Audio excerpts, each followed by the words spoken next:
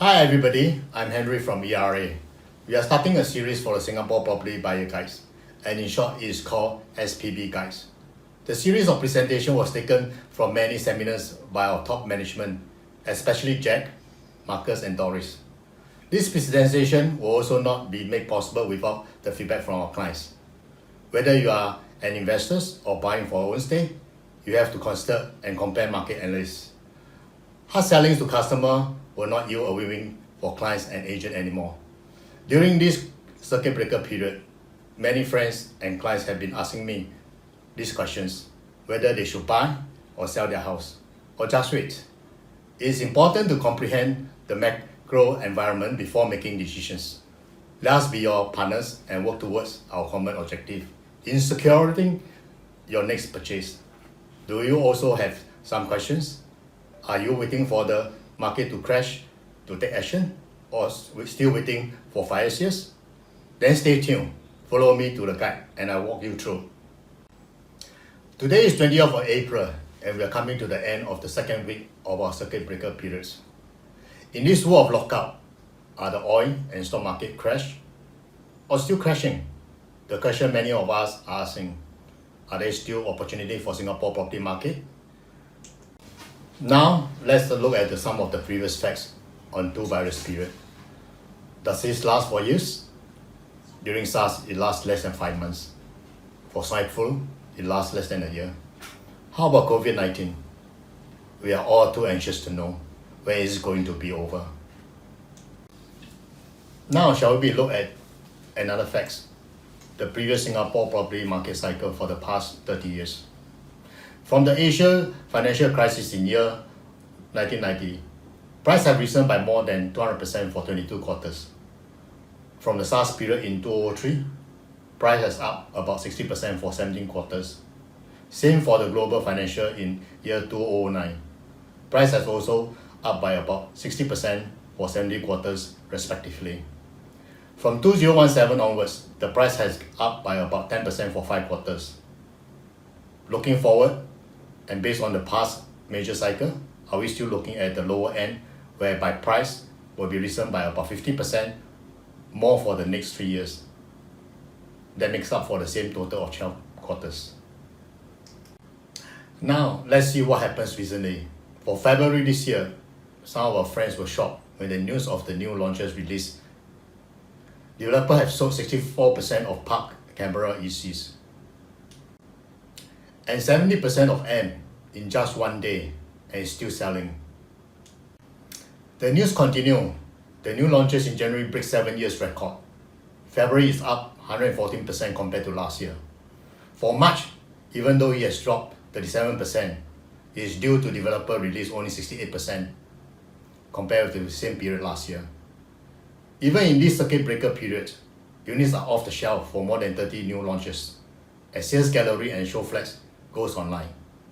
Now, let's sniff out any windows of opportunity during this crisis. The first that we can find is quantitative easing, and its purpose is to increase liquidity in the financial market, what we call hot money. Many countries have pumped in billions, and not to mention trillions into the market. The question is how much more and how long more. Next, the question is, when there's hot money in the market, investors would like to put them in where? Gold, stock, or property? Will you put in gold with such volatility? Same for share market. So let's compare the quantitative easing effect from year 2008 to 2013. And obviously, volatility of Dow Jones or ST Index, gold prices, and Singapore PPI, which is Private Property Price Index. Which more palatable and able to find a way to make money while you're sleeping? The answer is obvious.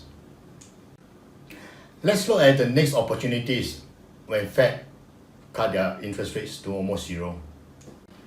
Let's see the relationship between Fed rate and SIBOR.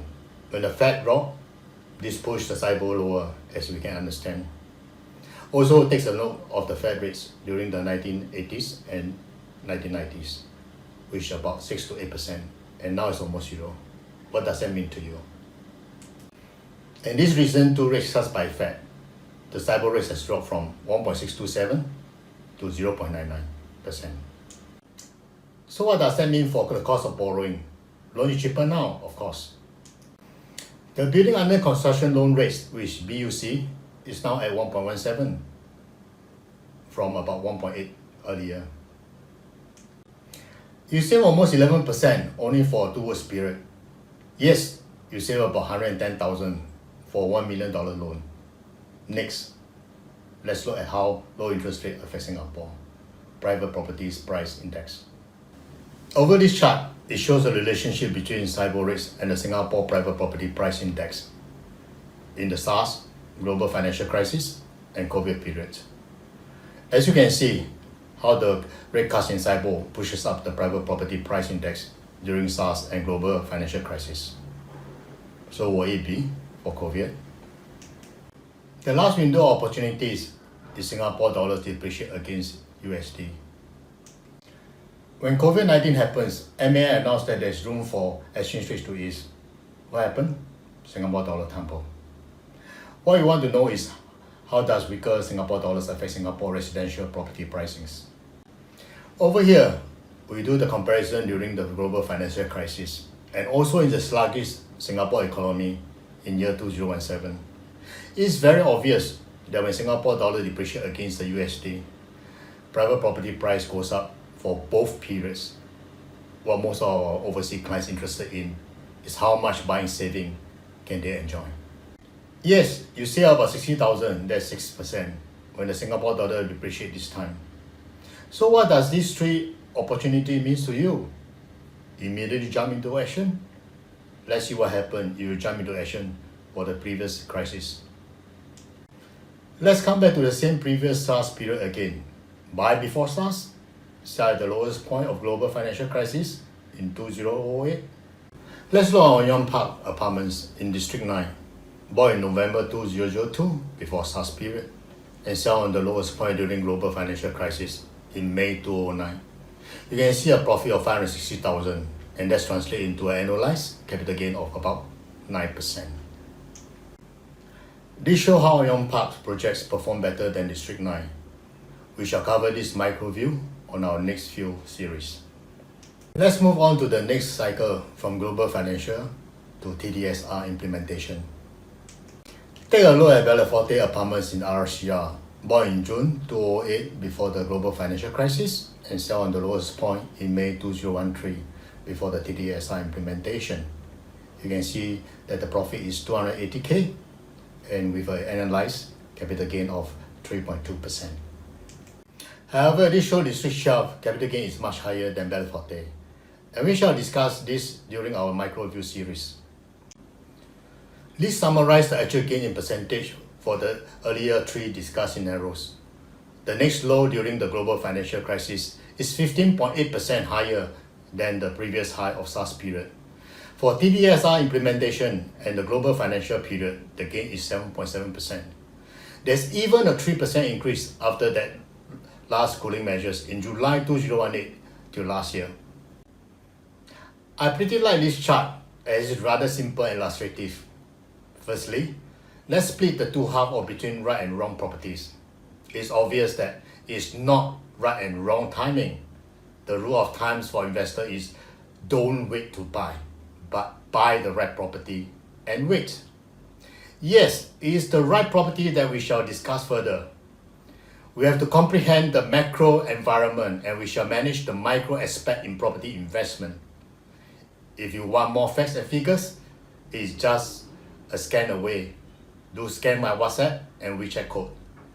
See you all soon in our next series.